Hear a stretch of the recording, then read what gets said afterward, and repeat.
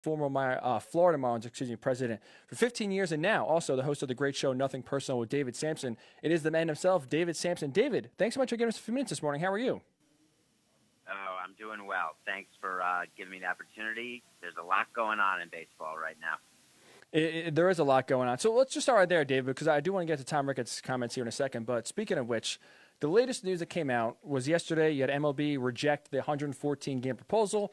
And also, with doing that, they won't send a counteroffer.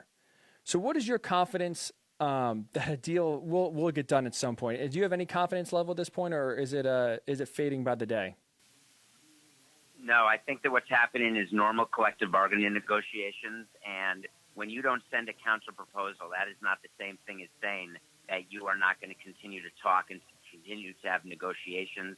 There are times during a negotiation when one side or the other, whether it's management or a union, say that we're not going to counter that, and that's sort of an official term of art where you say we are not going to take this offer and counter it, but it doesn't mean that we're not going to try to find a solution. I think that both sides recognize how important it is to get to a solution, and it's hard to convince the other side that what you are feeling or going through is real in normal circumstances of a negotiation. But now with coronavirus and with the state of the economy and with the absolute unknown of future revenue streams, it really is true that both sides don't know what the world is going to look like as we come out of COVID, when that will come, what it will look like, when fans will come back, what ticket prices can be, and what revenue can have. And when you don't know your revenue, it's hard to know what your expenses can be. Therefore, you've got to protect your downside. So interesting. So you're saying also too, with the MLB not having a counter proposal. For me, when I looked at it, I thought it was like, all right, this, they are that disgusted, they're that far apart. That does that mean that they're going to send like a completely new offer that they think is better? Or so you're saying when they don't send a counter offer, that's it. There's still discussions that are going to go on. Doesn't mean that basically the deal is dead. That is correct. The deal is not dead, and the deadline is not this week. I think that there was a lot of pressure that the public thought was being brought to bear on both sides, that there was a deadline this week for a deal to be completed, but that was never really the deadline between the two sides. For baseball to have a representative season, they really need to start by August 1st at the latest, so there still is time to get a deal done, and I do think the deal will get done, but that doesn't change the possibility that from a health standpoint, that it'll be hard to get games going again. We just don't know, especially when we saw two players from the Yomiuri Giants test positive in the Japanese league once they started to play, and now they're saying, hey, we may need to reevaluate whether we can even start to have games in Japan. It has been done successfully in Korea, but sometimes when the barn door's been open and the horses are too far out, and that's what happened in the United States with all of these deaths and horrible deaths and number of people sick. The horse is out of the barn, so it's really hard to know how and when that horse can be brought back inside. Talking about David Samson, former Florida Marlins president, and now host of Nothing Personal with David Samson on CBS Sports. You can follow David on Twitter at David P. Samson. So, David, you said that basically the latest MLB could resume to the field August 1st. So, in your mind, is that a 50-game season? Like, what is the least amount of games that MLB could play this season to be viewed as close to legitimate as possible? To me, I think 81 games or 82 games is the minimum required, which happens to be the midpoint between where the players are at 114 and where the owners are at 50. So I think that there's a lot of midpoint settlements that happen in baseball and contract negotiations, for better or for worse. But some of the bigger issues is what the players will get paid. And you called it a second pay cut. I just want to tell you that I don't view that the players have taken a pay cut at all right now. What they've been told is that they'll only be paid their pro rata salary at most, and a pro rata means that if you normally get paid over 162 games, if you only play 81 games, then you only get half of what you were going to get paid because you're only playing half the game. A pay cut is if you don't get the amount per game that your contract says you would get. So what the owners are asking for is a pay cut, but I would characterize it as a first pay cut, but a second pay reduction. And that sounds like I'm just trying to wordsmith, but I think that's a more accurate depiction. So I'm curious, how important is the wording? Because you hear the players, you hear Tony Clark really basically voicing a frustration. A lot of the players are saying they're taking a second pay cut. So you're saying ownership doesn't view it. They're basically asking for a one-time pay cut. And is that part of the reason why these two teams, or these two sides, I should say, are so far apart? Yeah, I think there's a misunderstanding, although I don't actually believe there was a misunderstanding. I think the players knew very well that if there were going to be no fans, that there was going to have to be a pay cut, that pro rata salaries just weren't going to work economically. But certainly from their point of view, from a negotiating stance, you want to say it's the second pay cut. You want to try to elicit some sort of public sympathy, some sort of PR advantage. But I think in this time of COVID, both sides should not be looking for any PR sympathy at all. This should be done in a quieter way. It's too bad with social media and the leaks and the old way of doing business, which many companies use, even when management is negotiating with pilots in their union with the airlines. You talk about how to do it privately versus in public. The baseball is so public, Ryan, that people are treating this negotiation like a roller coaster, and they're living the ups and the downs and the daily ups and downs. But when you're in the middle of a negotiation, you really don't look at it like a roller coaster. You recognize there are ebbs and flows to the negotiation. There are stops and starts, and all of that is normal. So I guess my message to the audience is that don't despair quite yet.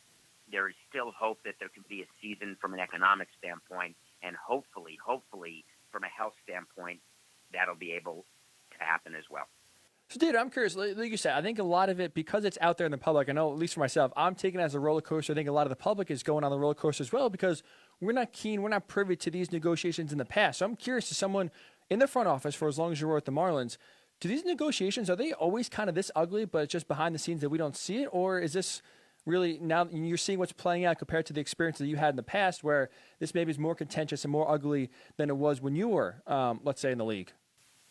No, this is exactly how they always go. But the big difference is both sides in previous labor negotiations that I was a part of were really well aware of what position they needed to take, where they wanted to end up, where they were willing to compromise, and what the path to a deal could be. Right now, it's much more foggy, which is what we talked about earlier, because owners don't know what their businesses are going to look like. They don't know what their other businesses are going to look like. They don't understand exactly what kind of recovery the economy will take and how long it will take for that recovery to happen. It's much different than the 2008 recession, which was, the financial markets and really in the financial sector. This is an unprecedented economic shutdown, the likes of which no owner has ever seen in his lifetime. So there's no way to model it. And owners and players on both sides, they model different negotiating positions and strategies and where they need to end up and what the economics look like once the deal is done. It's really hard to know what the economics will look like even when a deal is done in this case, because you don't know what you can project, and that makes it more difficult. Talking about David Samson, former Florida Marlins, president, and now again host of Nothing Personal with David Samson, also CBS Sports HQ MLB analyst. Follow David on Twitter at David P. Samson. Always has some great stuff and great insight on Twitter as well. Well worth the follow. So David, I'm curious, because one of the big issues and big divides, I should say, one of the sticking points for the player side is that they don't want to do the 50-50 revenue share because they view that as a salary cap, as some sort of way to limit the amount of money that players can make. I'm curious, is a salary cap actually a good thing for baseball? And the reason why I kind of position that way is because, as we've seen in the last few years, actively or not, the free agent market has really been suppressed. And outside of the big name superstars, a lot of average players are not getting the deals they should, or not getting signed in general because there's cheaper options. I'm curious, if there was a salary cap in place to maybe rein in some of these massive contracts at the top, would that be better for the overall league, or do you view it as, no salary cap should be a good thing and that's what the players should always kind of stick by? You just said something very interesting that needs to be talked about. And you said that players are not getting in the middle what they think they deserve or what they've gotten in the past. And the reason that's really happening in society, where I could argue that the upper class has expanded, the lower class has expanded, and the middle class has really gotten squozen. And I say that it's happening in baseball too, because what team owners and GMs have begun to realize is that I don't need to pay a middle reliever $9 million when I can get the same performance from a 0 to 3, meaning a young player getting $600,000. I'm getting the same result. Therefore, it is economically smarter to not pay as much. But at the top of the market, when you've got the best of the best, those players, those salaries just continue to grow exponentially. in terms of what they've made. So I think you've got owners and GMs being smarter, and players are just a little slower to recognize that what they should really be going for in a negotiation is more money at the bottom of the pay scale, higher minimums, earlier arbitration, the ability to pay players for performance in the current term, as opposed to what free agency had become, which is paying players for past performance. What owners would be more willing to do is pay players for projected future performance, which is why you see so many young players getting longer-term deals like Acuna, let's say.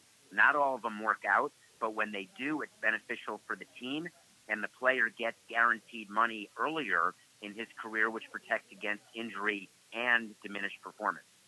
It's an interesting point. So really, especially with the CBA expires to 2021, the free agency lack of spending, let's say, really starts with the CBA negotiation, raising those minimum salaries, and maybe, like I said, cutting down arbitration and getting these players to free agency sooner is the answer in your mind? I think that's something we would get rid of arbitration right now. Something that we always said in ownership. We would give every player free agency every single year. You don't have to wait 6 years. Have it right now. The reason why players don't like that is they want the ability to have guaranteed contracts. They want the ability to get paid for past performance. And I understand that. I really do. But that's really not economically viable anymore, because there are alternatives and young players really are ruling the day. Mike Trout, as an example, best player in the game.